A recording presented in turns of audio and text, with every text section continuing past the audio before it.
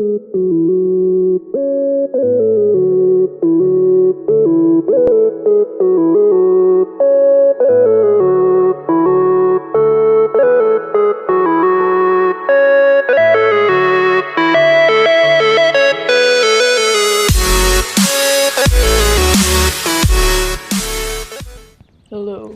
Gravedigger here, and today we have a video on sniper tips and tricks. This video was never around when I was a beginner in the game, and I always needed a little encouragement and tips to be a better sniper. To be a good sniper, you have to be a good stealth, and what I mean by that is you have to hide and be really gentle, not firing out in the open and running straight into things. As you can see in the gameplay, I'm trying to be a bit more cautious and take my time. I'm not camping, but I'm being a bit more gentle and trying to hide in places. Also, trying not to take 2 or more shots, because after that, you know that if you've missed it after about 3 shots, then you might as well just leave them. Sometimes it can help if you have auto-aim turned off, which sounds crazy, but sometimes I turn it off for sniper, just so I have a better feel of the rifle. Also, practice no-scoping. It's super important for you, and it makes it much easier if you get into close combat and you can't switch to your secondary weapon.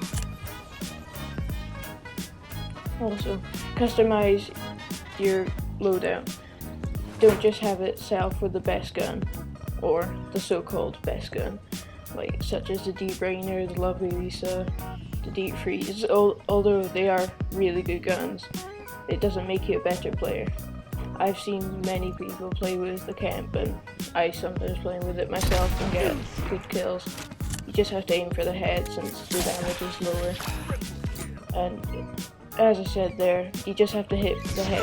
You practice hitting for the head with less powerful guns. You can be better with more powerful guns. And I mean that in a way. When you play with big guns like the Debrainer, it does 700 damage per shot. And if you rely on just hitting them in the body, all you're doing is letting the gun do it itself. What you want to do is control it.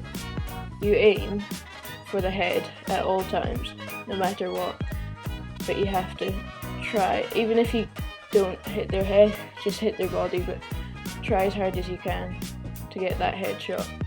Adds more XP as well, and you become a better sniper with it.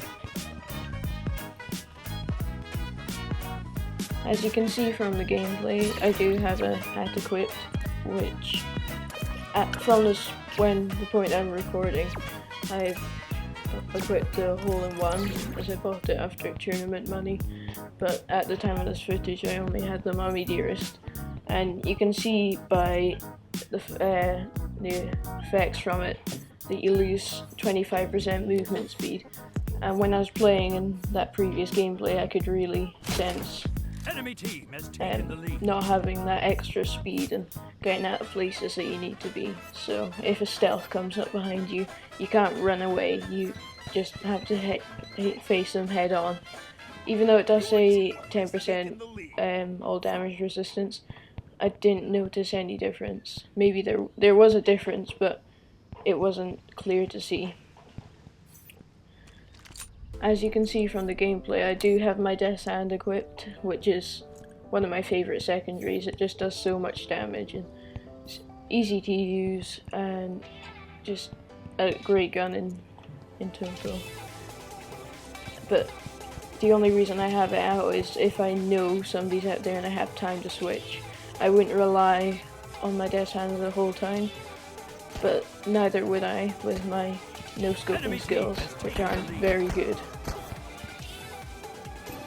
As the gameplay says, a few minutes ago we saw stealth running through, and I tried to get him, at least I thought I could, but I just didn't have the clear shot, since when he's in stealth he can't get that aim.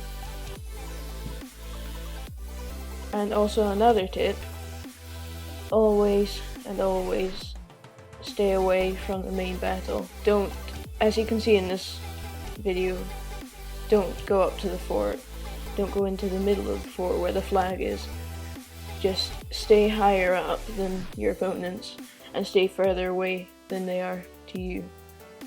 So if there's a medic who's running at the lighthouse and I'm on the top cubby at the fort, that's the best position you want to be, even if they're running really fast with Prototype X and you just can't hit them, leave them. It's fine to leave someone and let them get away, but it's kind of your kill-death ratio that you want to watch out about.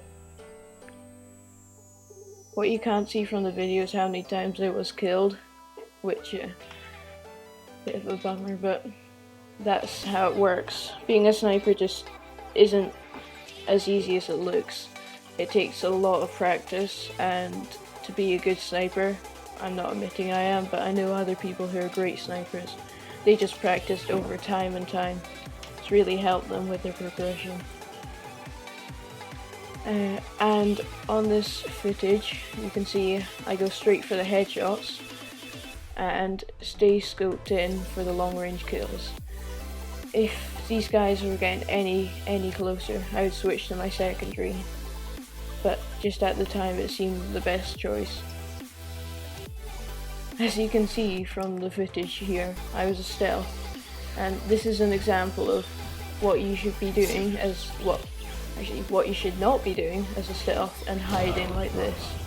But it's just a sense of being stealth and hiding away, just to stay alive. Also, you can see when I'm using the camp here that I search for beast icon, and I'm searching around, and once I see it, I take the shot. I thought I was on lined with his head, but obviously I wasn't.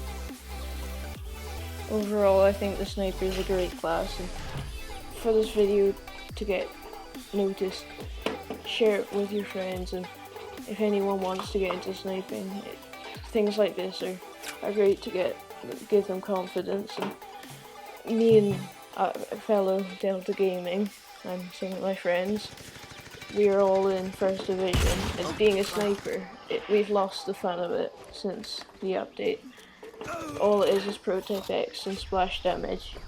At the max you'll get about 4 kills a match and 2 deaths, or sometimes 8 deaths, depending who you're up against. People who are using invincibility tonics and demo, people like Danny, they're wrecking the game. It's classes like the sniper and the stealth are just gonna run out of fun, and people are gonna stop using it. Anyway, thank you for watching.